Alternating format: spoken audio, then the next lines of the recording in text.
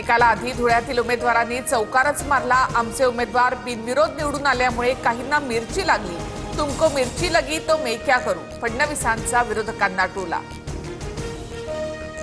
आगामी महापालिका निवडणुकीच्या तोंडावर मनसेला गळती। माजी नगरसेवक संतोष धुरेंच्या भाजपा पक्षप्रवेशानंतर प्रवक्ते हेमंत कांबळी आणि सरचिटणीस राजा चोगले शिंदेंच्या शिवसेनेत।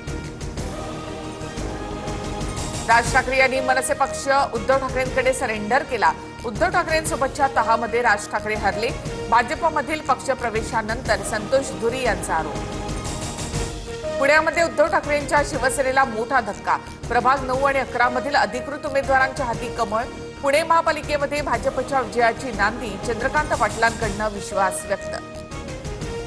अजित पवार यांना सावरकरांचे विचार मान्य करावेच लागतील। आलात तर तुमच्या सोबत, नाहीतर तुमच्या विना। विरोधात शिरलात तर विरोधात काम करू, आशिष शेलार यांचा इशारा।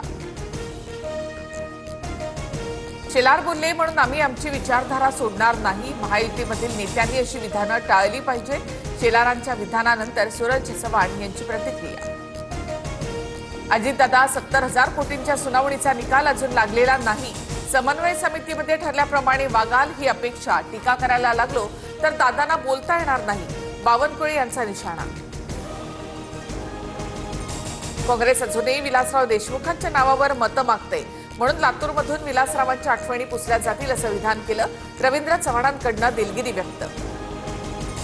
पुस्तकामध्ये लिहिलेली नावं पुसता येतात, मात्र जनतेच्या मनामनात कोरलेली नावं पुसता येणार नाहीत। रवींद्र चव्हाणांच्या वक्तव्यानंतर रितेश देशमुखांचं प्रत्युत्तर। अमित देशमुखांकडून देखील वक्तव्याचा निषेध। छत्रपती शिवाजी महाराज पाटीदार होते। भाजप नेते CR पाटील यांचं वक्तव्य। तर शिवरायांना गुजराती करण्याचा प्रयत्न सुरू। संजय राऊतांची टीका। तर संजय राऊतांना अफजल खान प्रिय बन यांचं प्रत्युत्तर। मुख्यमंत्री फडणवीसांची उद्या ठाण्यामध्ये प्रकट मुलाखत। तर नागपुरात उमेदवारांच्या प्रचारासाठी फडणवीसांची 8 जानेवारीला मुलाखत होणार। संजय राऊत आणि महेश वाजरेकर आज ठाकरे बंधूंची मुलाखत घेणार। 8 आणि 9 जानेवारीला ठाकरे बंधूंची मुलाखत प्रदर्शित होणार। बिनविरोध वॉर्डमध्ये निवडणूक नाहीच। एकच उमेदवार असल्यास नोटाची तरतूद नाही। नोटा हा उमेदवार नसून उमेदवारांना नाकारण्याचा पर्याय। राज्य निवडणूक आयोगातील सूत्रांची माहिती। निवडणूक आयोग सत्ताधाऱ्यांचा एजंट। आयोगाचा बिनविरोधाचा कारखाना देशासाठी धोकादायक। विधानसभा अध्यक्षांच्या दहशतीमुळे इतरांचे अर्ज घेतले नाहीत। संजय राऊतांचा आरोप।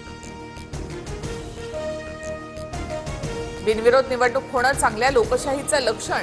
स्थानिक नेतृत्वावर विश्वास ठेवून विकासाच्या मुद्द्यावर निवडणूक बिनविरोध होतात। बावनकुळेंचं विधान। अविनाश जाधवांकडून ठाणे महापालिका आयुक्तांची भेट। 24 तासात वृषाली पाटलांवर कारवाई करू असं आश्वासन मिळालं।